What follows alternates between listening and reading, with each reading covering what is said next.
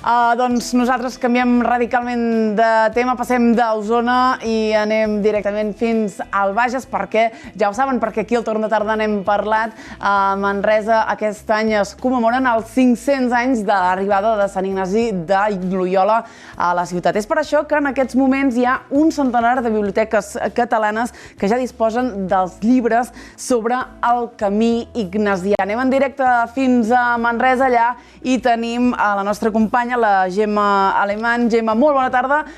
Veiem que a les mans hi tens el meu Camí ignasià. És un llibre de Miquel Àngel Ramos. Té molt a veure amb la connexió d'avui. Hola, Clàudia, què tal? Doncs sí, mira, estem amb el llibre del Miquel Àngel Ramos, El meu camí ignasià, un recorregut per aquest camí que va fer ell, ara fa uns estius, i que res, que des de fa pocs dies està aquí a la Biblioteca del Casino de Manresa, però també hi ha moltes més biblioteques de Catalunya. Tenim aquí l'autor, Miquel Àngel. Hola, bona tarda, què tal? Com va anar la idea d'aquest llibre? Doncs bé, va ser una mica casualitats, com tot una mica. Doncs a mi sempre m'agrada caminar i el 2018 vaig tenir la idea de fer aquest recorregut que acaba just al costat de casa, a la Cova de Manresa, i em vaig informar una miqueta. Llavors, amb el Manresa Info d'aquí de Manresa, doncs vam decidir de passar unes cròniques diàries que jo anava escrivint amb el mòbil, passant fotos i les anàvem a publicar. Llavors, amb el temps, tenint aquest material, vaig pensar de dir, ostres, m'agradaria fer un llibre. I vaig conèixer el Toni, d'Editorial Persir, li va interessar la idea, i a part del diari, que és una part del llibre, hi ha una part de guia pràctica, perquè jo el que em vaig trobar que les guies que hi havia fins llavors eren molt... el que té el paper doncs, queden endarrerides i no estava actualitzada. Llavors vaig decidir fer la guia pràctica, que recorre aquests 660 quilòmetres aproximadament. Quantes etapes van ser això? Caminant jo la plantejo en 25 etapes, i en bicicleta, que també té la part de guia, són 10 etapes.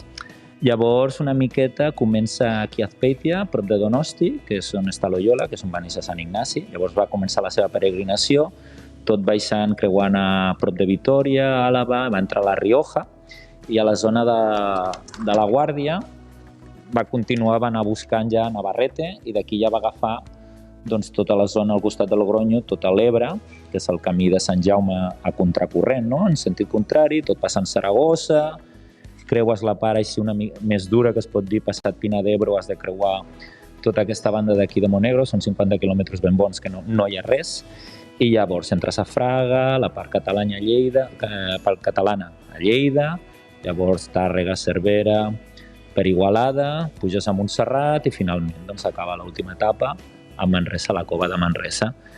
Podríem dir que és un llibre que això que ens permet veure un recorregut que pràcticament no existia en llibres com aquest. És cert, jo només vaig trobar un parell de guies de l'any 2015 i 2016 i aquesta, la nova proposta, a part de ser en català, que és l'única guia que hi ha en català, aporta també la part de l'experiència personal de la ruta i també el tema de la guia pràctica actualitzada, tant a caminant i en bicicleta, que no he trobat res. I t'anava a dir, el tenim en català, sí, però aviat també el tindrem en altres llengües, no? Estem treballant amb l'editor ara per treure una edició compartida de la part de guia pràctica en castellà i en anglès, que sortirà, esperem, just després de Sant Jordi al maig, i a veure si aquest any, com que és l'any ignacià, doncs la gent s'engresca i podem aportar quelcom més, a part de Catalunya, doncs fora de Catalunya també. Ara que sortim una mica de la pandèmia, que la gent té ganes de caminar, de fer coses, per què el recomanes, aquest recorregut? O per què per tu és important? Jo, per mi, com sempre dic, doncs hi ha 4 parts que identifiquen aquest camí. Un és el tema espiritual, que això ja va depèn una miqueta de gent, però que és present en tot el recorregut. Una part esportiva i natural, que potser és la que més em crida, no? Doncs descobrir els paisatges, els colors, les sortides de sol.